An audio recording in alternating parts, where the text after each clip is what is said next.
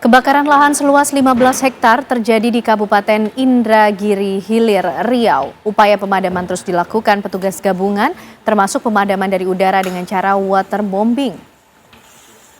Kebakaran lahan gambut di Kecamatan Kempas, Kabupaten Indragiri Hilir, Riau terjadi sejak hari Minggu lalu. Kebakaran seluas 15 hektar ini terjadi di dua wilayah dusun, Dusun Tuah Sakti dan Dusun Respo, Desa Pekan Tua. Puluhan petugas gabungan pemadam kebakaran yang terdiri dari TNI Polri, BPBD Indragiri Hilir, Manggala Api, dan masyarakat api bahu-membahu memadamkan api baik melalui darat dan juga udara.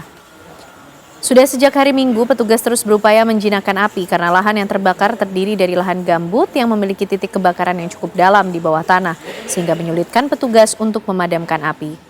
Kedalaman api di area lahan gambut yang terbakar, juga angin kencang dan cuaca panas menjadi kendala pemadaman kebakaran.